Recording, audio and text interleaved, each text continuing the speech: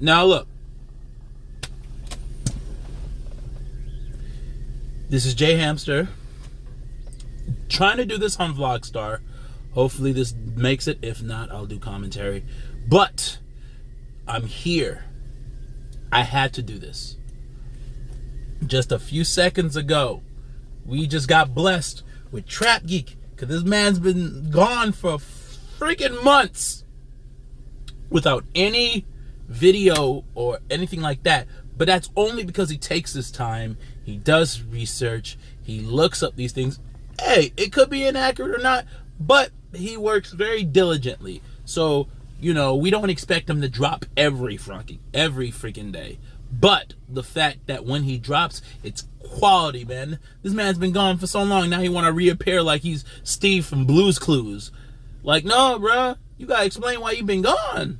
But that's okay. We here because we know when you here, you are here. And we enjoy every minute before you're gone again. So, let's react to this. Apparently, it's supposed to be a Disney World Rico. So, that's interesting. But we'll get into it. No more talking. We'll start the video. When you come to Orlando, you think about Disney. Even though we ain't never been to Disney and shit ain't sweet, but people think about Disney when they talk about Florida. When we think of Orlando, we think of Disney. Before you go any further, I'll say this. Now, I know Orlando, anywhere, just anywhere in the United States, the world actually, the greatest places, the beautiful places that people think of from the outside, they don't think that there are bad areas. So, I already felt them. My sisters actually was living at one point in an area where it was a little troublesome. I'll put it like that. I do know that in Orlando, there's definitely more than, even just to hang out is more than just Disney or anything like that. But he makes a point. He's not lying. Disney World, Orlando Magic. Why everybody getting that cuss up at Disney and all that? I don't know. I guess that's just how they see it from the outside. Well, the FBI typically doesn't telegraph our moves. What I can tell you is that these two gangs, the 438 gang and the Army gang, have got our attention now. Ah, bruh. Homie got the whole Haitian flag. Oh, man. We already in trouble. You see, they tried to deport the Haitians. Man, it's right now, it's tough. It's tough for these Zoes. It's tough for us Zoes out here because, you know, my mom and dad are Haitian. So it's really tough out there, man. Looking bad. But we in this, man. We in this. We in this together. The other 5 already in custody are responsible for nearly $2 million in stolen property, 59 stolen vehicles, and 19 stolen firearms. The prominent people at the top, just between those 8 people, they're responsible for 230 felony charges. Jaquavius Smith, better known as Glock 9, just him himself has been arrested for 52 felony. Once you said Glock 9, we already know. We already know. We've heard about it. I heard about it from Academics page, but now Trap Geek's about to expose it to another level, and we are all here for this. So, felonies. Hi, what is up, everybody? It's been far too long. The last episode was in Florida, and for this video, we gotta return there once more. This time to Disney World's Orlando, where folks witnessed one of the largest RICO cases in state history, Operation X, take 34 people down from 2 separate crews. Hold on, did that mug say X-Force? Oh, damn. Them niggas, they serious around here. They really trying to take y'all down. Like, oh my God, X-Force?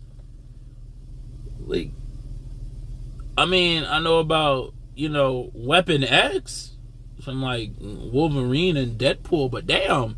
Y'all niggas got X-Force? Okay. Trap Geek, come on. I mean, it's going to be one of the videos where I'm just keep pausing. But that's how I react. That's how, you got to get my reaction. I got to react to every little detail. So, sorry guys. You don't like it, you can just take my video, swipe down, swipe left, and go to another video.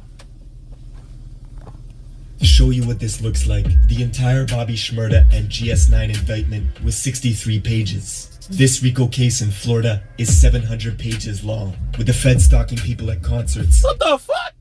Hold hold on. Whoa, no. 700? 700? Bro, who got all that time to be reading all that? Who got all that time to be typing that? Shout out to the person, and fuck the police, but shout out to the person who's actually working there and decided to draw 700 pages. They better pay that man good. They paid him his overtime too. 700? 700? Man, they better be guilty for the shit they're doing, because 700, that sounds like niggas need to be under the jail. They need to be in the jail. Then they need to take that jail, put it underneath, and then take the jail and put that on top of that. And then take another jail and put it on top of that. And then set all those buildings on fire. I don't know. If y'all niggas shicey like that, y'all not getting out anytime soon. Or don't expect the 1-digit sentence. That's all I'm telling you. Putting informants in place to make control phone calls. One side, AFNF, or the Army Gang, is led by the popular rapper Glock 9. The face of the other side, 438, is well-known rapper Hot Boy. Both of them were good friends coming up in the industry together till it all went left, escalating into this year-long war that came crashing down quick, with folks hanging out the windows of cars, wielding AK-47s in broad daylight, hitting daycares and memorials. The city saw 30 back... Whoa! Damn, y'all niggas going to daycares? Come on, what's wrong with y'all? I mean, I get it. Streets got no rules, so I can't really criticize that as much as we like to put morality in street shit. It's street shit. Come on, there's no honor in crime. But damn, and they were gonna tell, and then Trap Cheek was gonna say there was like a bunch of backdoor attempts, like or actual executions if it actually happened. Man, thank God I work my 9-to-5 job. As much as I don't like it, as much as I hate being in debt and all this stuff, I'm too scared to do all that right now, just for some money. Back-to-back shootings in 6 months, and it forced Orlando to bring in the MBI, or Metropolitan Bureau of Investigations, basically Florida's version of the FBI, who built this whole case using wiretaps, Instagram, and evidence they found on people's phones. Sometimes thousands of photos and videos that map out drug routes from Orlando to California, with folks taking trips back and forth, smuggling hundreds of thousands of dollars in suitcases, flying girls out separate to bring the product home, where they launder the profits through cars, guns, and show dogs. Glock 9, who signed a $2 million deal with Young Money and Birdman when he was only 18, now faces 52 charges, including frauding the government out of $10,000 through a series of PPP loan scams that got intercepted when he tried showing it off to his friends on Instagram. See, stop doing that! Y'all out here doing the PPP stuff. Like they said, they be going to Cali with this shit. I ain't gonna hold you. That's actually pretty lit, yeah. I mean, clearly they were watching y'all, but there's no such thing as moving smarter. Cause clearly this man was showing this shit off, knowing that he's out here frauded. You always have to think of the bigger picture when it comes to these things, because the government moves smart. But damn, y'all niggas, y'all were fucking made. Holy crap, what y'all were doing, surprising. Like, wow. Y'all got any positions hiring? I know y'all in jail, and a bunch of people in jail. Y'all hiring? Because, I mean, my start out rate is like $50 an hour, so, but I can get you right. Just let me know. And to the police that's watching, it's a joke. Calm down, okay? Don't use this against me in court. And when the news dropped of a pending RICO charge, his once friend turned rival, Hot Boy, decided to go on the run, and then turned himself in. But then went on the run again after they revoked his bond.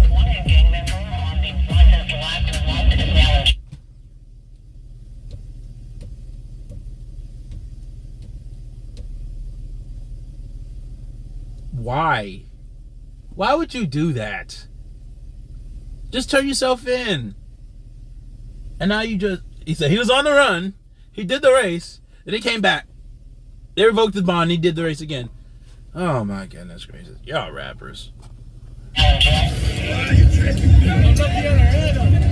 We're getting into all this, but first, check out my song of the day. This is a new one from my guy Millies. Let's go. A lot of rappers richer than me did the shit with less skill, so I know I could get on quicker if I kept it less real. Going through the motions, pour a triple shot of something. Used to bag up in my mama's bathroom with the water running. With Brooke Wilson in the lobby, I would post up like I'm drumming. Homicide was at my door with subpoenas getting summoned. Me and Dada in that central busting moves, I would stone them. Off the exit 36 like the ounces in a brick.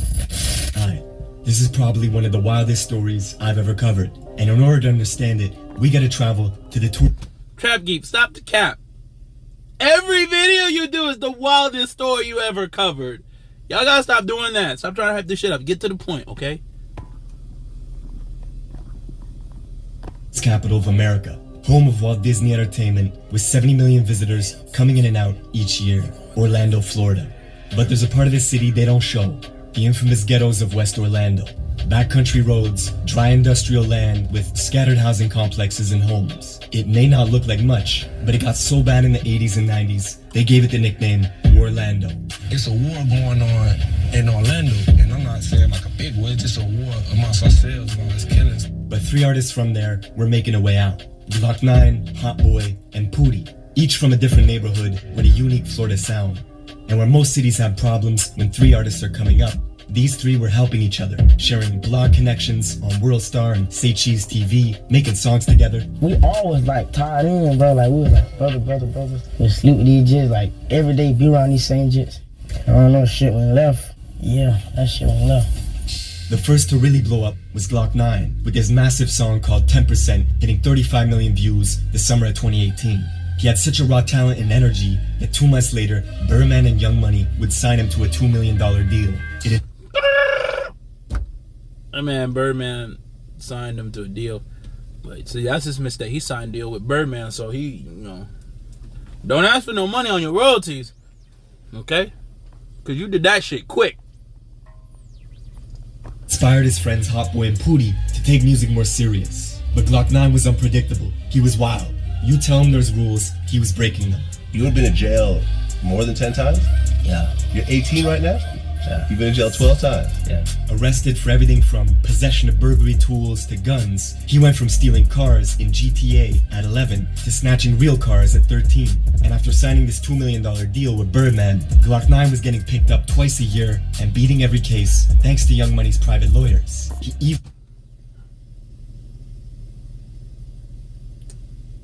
All that just to have content to your music, because I see it. Like, it's just like, you get out of it, you get into a good deal, right? You make money. You're at a point where supposedly you're making money if Birdman's not screwing you out of your contract, but you're supposedly making money, or you're pegged to make some decent money, at least at your shows, right? Fast and easy. You have the opportunity, but yet you continue to do this, and I see it because fans. Also, we gotta call out these fans too, who like this shit, who like seeing this. And that's the only way to keep these people authentic, because they want to be street dudes so bad and stay that way. Like, dude, it's okay. People aren't going to fuck with you now that your content's watered down. But it's so much better long term to just stay away from that life. You don't have to keep resorting to this. Even bragged through text messages about being out on 4 separate bonds at once, thanks to his defense attorney. My family, like, all they know, I get in trouble. I'm a hothead. I'm gonna crash. They don't understand me. They don't get what I was doing it for. 2018, the year he blew up, his You're friend doing it for was attention. serving 2 extra years in a Florida detention center for wrecking the place. But one day they gave him a 24-hour pass to go home, and he went straight to the studio to record music with Glock 9 and Pootie, creating this song Hooligan, which would have been a massive record, except they would never release it. Glock 9 was burning bridges left and right. He had a falling out with Say Cheese TV, one of the largest bloggers and platforms to exist, who was promoting him. Pussy. You don't got more money than me. Pussy. You ain't gonna last long no way, nigga. That's why your own niggas switching up on you, cause they're Freaking moron. No, you're a fucking moron. No, you're a fucking moron. No, I gotta go in on you. You're a fucking moron. Sean Cotton, or at least the people from Say Chi, are actually promoting your music, and you're trying to burn the fucking bridge? Like, what the fuck is wrong with you? Like, yeah, come on. Like you said, you're not gonna fucking last long. You keep doing this shit. No wonder you got fucking Rico'd. Cause that's moronic. Like, what's wrong with you? No, you're a fucking moron. That money getting to your head. You haven't made it yet, bro. By the time Hot Boy got out of juvie, on the outside, Glock 9 and Pootie started going at each other, leaving Hot Boy caught in the middle. Why is there no Hot Boy Glock 9 records, no Pootie Hot Boy records? Shit just went up. Shit went up. You being cool with both of them, do you think you could kind of squash that beef? I tried. You tried before? Yeah, I tried. Yeah. That shit, yeah. But with the release of these RICO papers, the feds paint a picture of a bunch of crews competing to further their own interests. It wasn't just music they were into. It was all sorts of money schemes in the criminal underworld they had hands in. Glock 9 had his own clan, all friends no family, or... And this is the shit I have a problem with. You guys are already making it out. You're making it out of Warlando, and rather than actually try to better yourself and help people, you continue to do crime, making it worse for other people. Like I said, money schemes, scamming people who just want to get out, or who are trying to make a betterment for themselves. And you do this. This is why I have no sympathy for you when you do shit like this, because there are people who are actually trying, who are in the boat, who are in the same neighborhood, but you like to hold them down. And that's a problem I've always had. No. So let's start that over. AFNF was organizing like a war was about to happen, texting each other gang structures and rules. They had a system where a female associate would legally purchase guns for everybody in the crew who was a convicted felon. And when a Kentucky rapper named 2K Baby came to visit Orlando, AFNF robbed him of his jewelry, taking the grills from his mouth, his money, then went on Instagram Live at the Mercy Drive apartments, challenging his folks to come get it back. This the only way you gonna come in, the only way you gonna pull out. What you gonna do? Let me see where you at. You already putting the bridge, the same place this shit happened at. 14 Mercy Drive. Exactly. Hey, my homeboy said he wanted to chain back. How much y'all gonna spend for it? By October of 2019, the tension with the various crews was rising. Pootie dropped this song, Address It, a freestyle where he was dissing Glock 9, saying they both bleed the same and that it was war. And right around then, the Orlando police began putting in surveillance early. They knew shit was starting to boil over. Equally, the crews knew they were being watched. They even set up counter surveillance to watch the feds watching them, posting videos to Instagram with middle finger emojis pointed at hidden squad cars in the bushes. But I'm not gonna lie. That's pretty nice. That's pretty fire.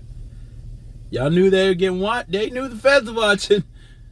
But come on now, why you gotta taunt them? Why are you taunting them?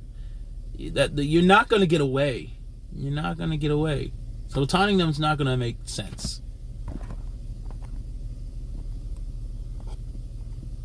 And by the time 2020 rolled around, there were agents watching Hot Boy at all his concerts, with officers stalking Instagram feeds as well because they couldn't believe the money people were pulling in. Hot Boy, of course, had a real rap career, making legitimate music money, but the feds were watching him make plays on his cell phone, texting people for t-shirts, which was a code word for 100 pounds of coke that was to be broken up and resold.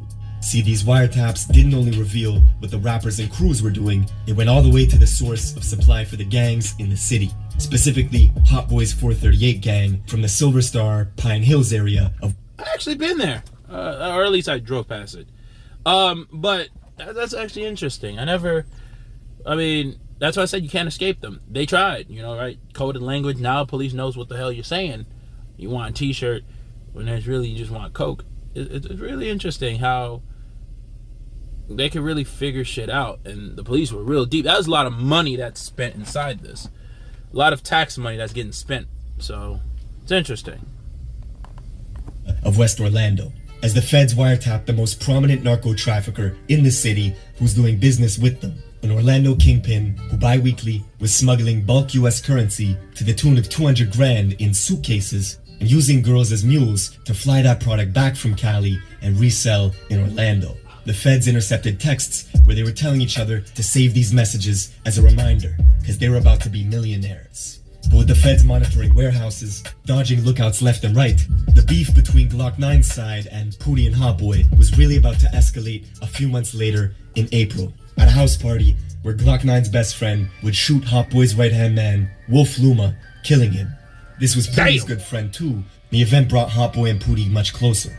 11 days after, they had a funeral for Wolf Luma where Hot Boy filmed this iconic music video at the service with everybody dressed in all black. Later that same day, they all went back to Pootie's neighborhood to hold a vigil for their friend who was killed. But their rivals AFNF found out. Driving over to the memorial in a small, dark SUV, they began shooting into the crowd that was gathered, hitting Pootie and 3 others, killing a pro football prospect who had just signed with Louisville University. Investigators say this was retaliation just for Send them all to jail. Send them all to fucking jail. Or at least them niggas. A guy who is literally trying to make it out of jail, go pro, and this shit happens, man. That, oh my goodness gracious. Well, who knows? They probably, the fucking NFL knowing the fucking motherfuckers to be like, hey, famous football player. He had 3 touchdowns, 9 defensive tackles, and he's a part of a gang in Orlando that shot up a memorial. So, them announcers ain't shit, so. For Glock 9's friend getting arrested for the shooting of Wolf Luma. The very next month, 90,000 people tuned in for the live stream of the funeral for this 18-year-old football player who was killed. There was a chilling moment when the bishop quieted the whole room and said, "No suspect has been arrested yet, but folks are sitting here knowing who did it. This has to stop." See, Glock 9 and others in AFNF had set up this network of unemployment scams across various states in the country, with a database of names, addresses, and credit scores, all saved on Glock 9's phone. He was using these scams to pay for the bonds of lower-ranking members that got jammed up. That way, they could fund this war for a long time, choosing to discuss business. Y'all niggas were doing that shit? What the fuck? Hold on. Y'all, damn. That's why if y'all filing for unemployment or PPP, do it through the government website. Don't fucking do it through these people, because they really gonna fuck you over, bro. Business over FaceTime to prevent the feds from listening in. Both the 438 gang and AFNF had hierarchies and subsets. Both of them were competing as the feds watched 438 members boast through text message that they had enough money and guns to do what they wanted, and that made AFNF jealous. By the summer of 2020, the beef even spilled out of town into Jacksonville, Florida, with Glock 9 putting out this song on the 1st of July called Criminal Minds. And in it, he says his enemies were clicking up making teams. He was actually talking about the well-known rapper Foolio out of Jacksonville. How you watch your mama get bumped? You got shot in the ass.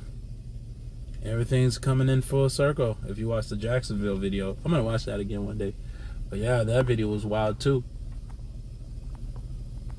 He wrote a statement, all 3 of them things do not go together, but he was tripping. All because Foolio would take a photo with Pootie, and this made Glock 9 mad. So he started dissing Foolio's deceased friends, and it caused Foolio's enemies from Jacksonville like Queso to then click up with Glock 9, where there was even almost a massive brawl at a mall in Atlanta when Queso crossed paths with Pootie, and things were seconds away from turning dangerous. Oh, you can't stop all y'all. Y'all get to shoot at them cocky. Okay, can't stop all y'all. Shit! Oh, what are you talking about? Yo ass, stay running up on niggas' ass in the mall. But back in Orlando, the OPD was concerned there would be a string of shootings very soon, and they were right. 4 days into July, police arrived at a house in West Orlando with reports of gunshots. They found Glock 9's car with dark tinted windows riddled in bullets, and him nowhere to be found. Listening in on phone calls, the feds learned of new strategies AFNF was using to avoid police when they were going on missions. They were riding around in rental vehicles with dark tints to see if they would get pulled over frequently in case they had to gun it in a high-speed chase. They were even going to put white boy stickers on vehicles so the police would think it was white people in the car and not try and stop them. 4 days after they found Glock 9's car abandoned with bullet holes in it, I ain't gonna hold you. That's Put white people stickers in there. They ain't gonna mess with no white people unless they like white trash. But they ain't gonna mess with no like preppy white people in Orlando. But you're in West Orlando, so I don't know if that's actually plausible. But that's crazy. I ain't gonna hold you. That's fucking crazy. That's tough. One of his friends, who went by the name Baby Joker, was driving around deep in 438 territory looking for rivals to tag. They pulled in at a place where one of Hot Boy's good friends stayed at, driving a gray Dodge Challenger, and began firing at folks, with people scattering all over the yard. Hot Boy's friend reacted quickly, running inside to grab his Draco, and came back, shooting at Baby Joker in the gray Dodge Challenger, which at this point was stranded in the middle of the road with the driver's hands all shot up, unable to get away. Baby Joker was dead. The craziest part, Hot Boy's friend, the guy they were aiming at, was someone they knew since they were kids. This particular shooting would get referenced in a lot of music, as 438 boasted about this failed hit attempt. In his song Left Lonely, Hot Boy tells Glock 9 directly, "Your little stepper ran down and he died." Hot Boy was blowing up and doing songs with Lil Baby. He even signed to 100K Management, the same guys who managed King Von and YNW Melly. And there were other artists from the Silver Star 438 region, like Cudham Reese, who was getting quite popular, getting song placements in Madden 2K games. He was even one of the rare artists who was able to get Chief Keef to do a music video with him. The feds had theories. Glock 9 was jealous. Reese's career was taking off. One day, Glock 9 blasted over to Reese's house with rifles and pistols in the car, leaving it riddled with bullets. Witnesses told detectives Glock 9 was trying to eliminate the competition. And the very next day, Reese would retaliate back, going with 5 other 438 members to Glock's aunt's house, where he was sleeping at.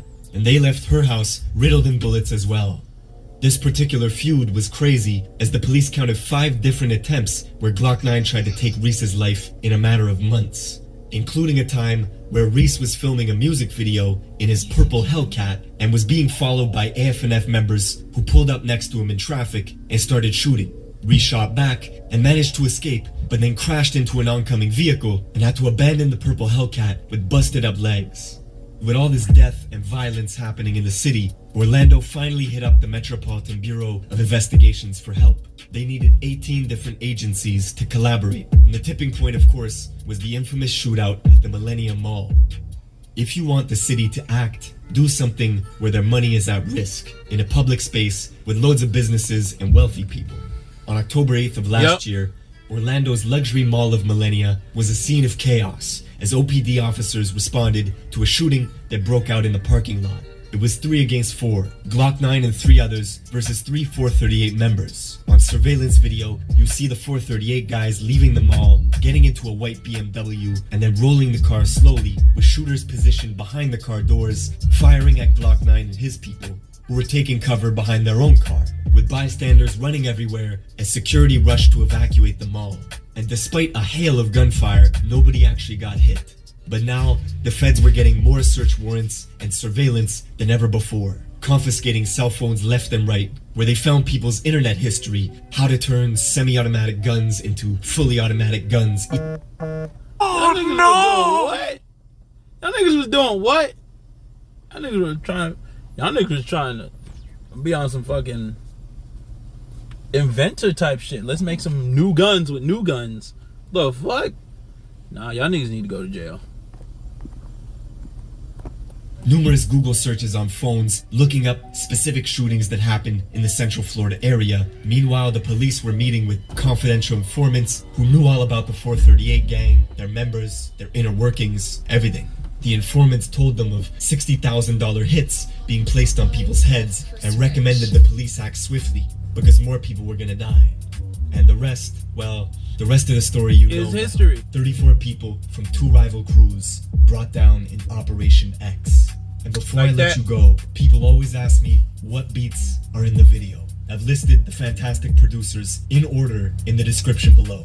And for the intro beat, I teamed up with Chris Rich to make an exclusive beat pack focused on that dark, ominous sound. The pack is called Rich Stories, and the links for that are in the description below. Thank you for watching, and I will see you in the next one.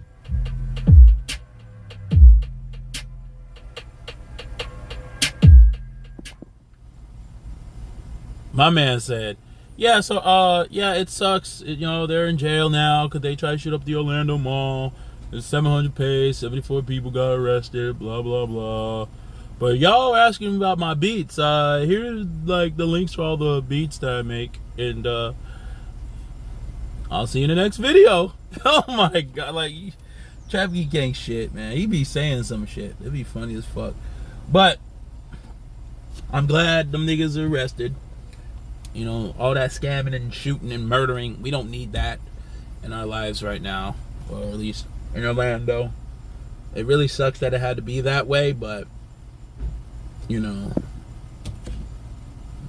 Trap Geek did not disappoint. He did not disappoint. It's interesting because watching this video, I only heard about, I want to say just three people dying, and normally it's like a lot of people dying, but this I ain't gonna hold you. I'm gonna go on a Trap Geek marathon, by the way.